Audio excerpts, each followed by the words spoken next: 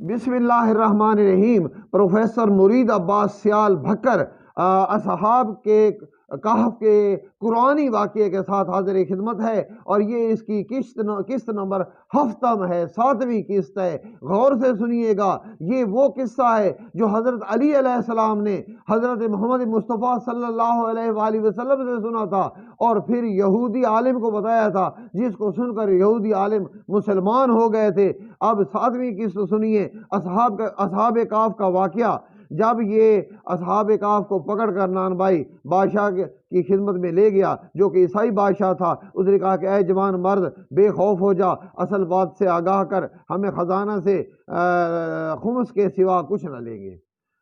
تمریخا نے اپنا اصل قصہ بادشاہ کو سنا دیا۔ ان سے پوچھا کہ یہاں تمہارا کوئی واقف بھی ہے؟ تمریخا نے ہزاروں آدمیوں کے نام لیے، مگر وہ سب مر چکے تھے۔ پھر بادشاہ نے کہا تمہارا مکان کہاں ہے؟ کہا اسی شہر میں۔ بادشاہ نے اپنا ایک آدمی ان کے ساتھ بھیج دیا کہ جا کر مکان معلوم کرے۔ تب تملیخا بادشاہ کے کسی آدمی کو ساتھ لے کر اپنے مکان پر پہنچا اور دیکھا کہ ایک عالی شان مکان ہے۔ مالک کے مکان کو اندر سے بلایا اور کہا کہ یہ شخص اس مکان کو اپنا مکان بتاتا ہے۔ یہ سن کر مالک کے مکان غصہ میں آ گیا اور غصہ سے بھر گیا۔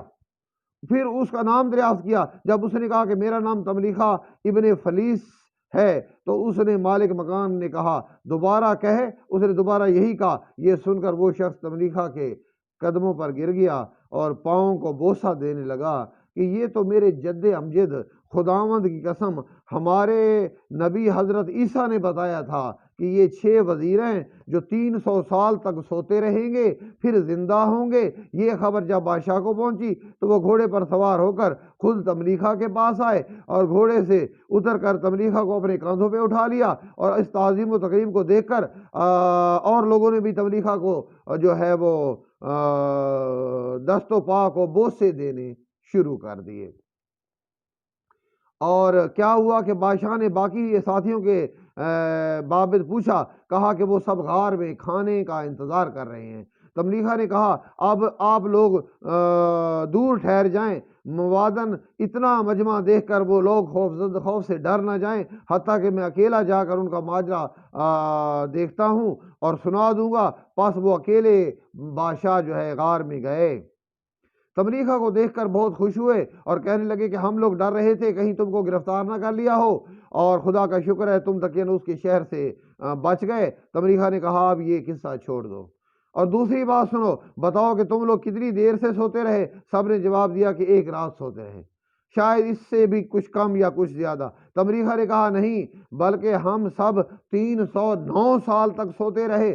بادشاہ دقیانوس واصل جہنم ہو چکا تھا۔ اب جو بادشاہ ہے وہ اللہ پر ایمان رکھتا ہے اور اس کی تمام رعایا بھی ایک نام پر یقین رکھتی ہے، ایک خدا پر یقین رکھتی ہے، اور بادشاہ بمائے تمام رعایا کے غار کے باہر جمع ہے۔ اس نے میری بہت عزت کی ہے۔ اب وہ لوگ تم سب کی زیارت کے شوق میں باہر کھڑے ہیں، انتظار کر رہے ہیں۔ تملیخا کے ساتھیوں نے کہا اے تملیخا، اب تم کیوں ہمیں اہل شہر کے سامنے تماشا بناتے ہو؟ تملیخا نے پوچھا تب ہمیں کیا کرنا چاہیے؟ ساتھیوں نے جواب دیا ہم سب دعا مانگتے ہیں، تو بھی اس دعا میں شامل ہو جا۔ آخر سب رضامند ہو گئے اور دعا اپنے رب سے مانگنے لگے۔ سب نے ہاتھ بلند کیے، دعا مانگی، اے پروردگار، اے پالنے والے، تجھ کو واسطہ ہے ان عجائبات کا جو تو نے ہم پر ظاہر کیے ہیں، اور ہماری روحیں دوبارہ قبض کر لے تاکہ دنیا کے شر سے ہم محفوظ رہیں۔ چنانچہ بارگاہ ایزدی میں ان کی یہ دعا قبول ہوئی اور پروردگار نے فرشتہ کو ان کی روحیں قبض کرنے کا حکم دیا۔ ان کی روحیں قبض کر لی گئیں اور غار بند ہو گئی۔ یہ تھا اصحاب کہف کا واقعہ، اور اس پر ایمان لانا ضروری ہے کیونکہ یہ قرآن پاک کا واقعہ ہے اور حضرت علی نے بیان کیا ہے اور اپنے معلم حضرت محمد مصطفیٰ صلی اللہ علیہ وسلم سے سنا ہے۔ یہ واقعہ مصطفی ہے، جو اصحاب کہف کا واقعہ ہے وہ مصطفیٰ نے بتایا ہے۔